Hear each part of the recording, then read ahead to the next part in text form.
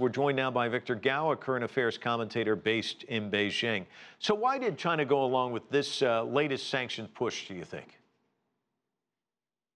Thank you for having me. Participating in this very important United Nations Security Council resolution imposing more and stricter sanctions on DPRK for its violation of a nuclear weapon program, for example, is consistent to China's long-standing effort and objective of achieving the ultimate goal of denuclearization on the Korean Peninsula. China is doing whatever it can to not only bring DPRK back to the negotiation table, but also to drive home the point that ultimately denuclearization needs to be achieved on the Korean Peninsula. And China is ready and willing and committed to working with all the other countries, including the United States, to achieve this ultimate goal. Therefore, I think China and the United States should be more united in achieving this goal rather than being splitting from each other, and the United States should stop accusing China for not making enough efforts to achieve this ultimate goal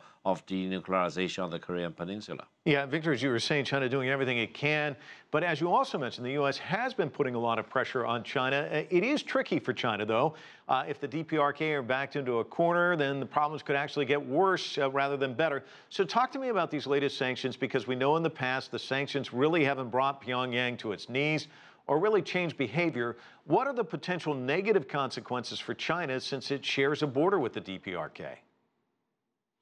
Well, definitely, these economic sanctions, including the latest round of the United Nations Security Council sanctions, are necessary but not sufficient to achieve the ultimate goal of denuclearization on the Korean Peninsula.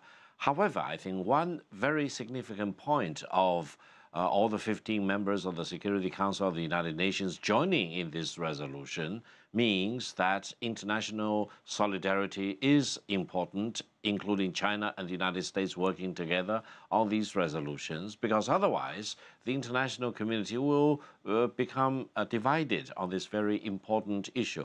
As far as China is concerned, of course, China is willing and committed, as I just now mentioned, to work together with the rest of the international community to achieve this important goal. But China also wants the United States to see the reality on the ground. That is, DPRK is worried about what the United States is eventually up to if DPRK eventually stops its nuclear weapon program. And even though we may not agree with the rationale behind DPRK's concerns, the United States should become aware of this concern and do whatever it can to address these concerns, because according to the Chinese Foreign Minister Wang Yi's double freeze proposal, the United States and South Korea need to stop the annual massive military exercises and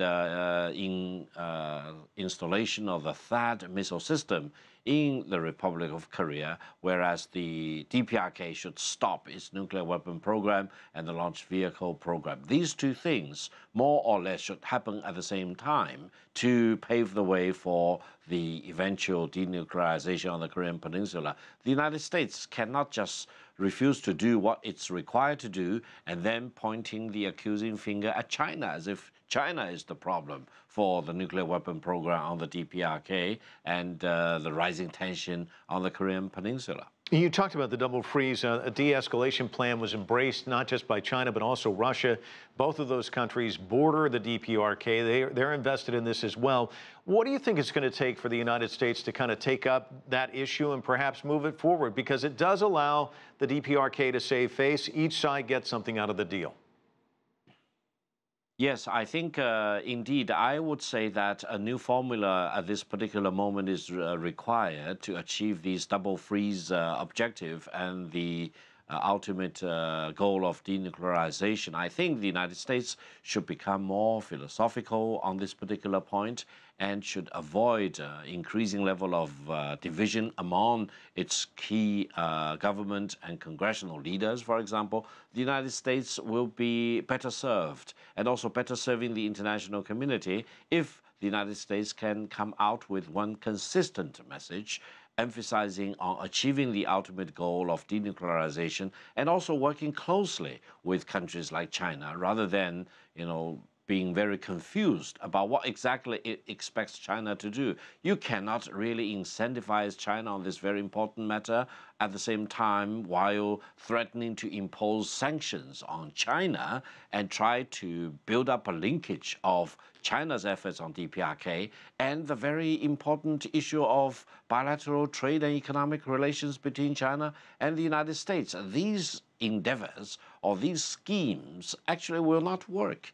And my personal hope is that China and the United States can really close rank and compare notes and eventually achieve consensus view on DPRK. Splitting China away from the United States on this very important goal of denuclearization on the Korean Peninsula is the wrong thing to do, and President Donald Trump and other U.S. leaders will realize, hopefully sooner the better, that working closely with China, consistently with China, is the better way going forward. Victor Gao, we're going to leave it there. Thanks so much for joining us from Beijing. Appreciate it.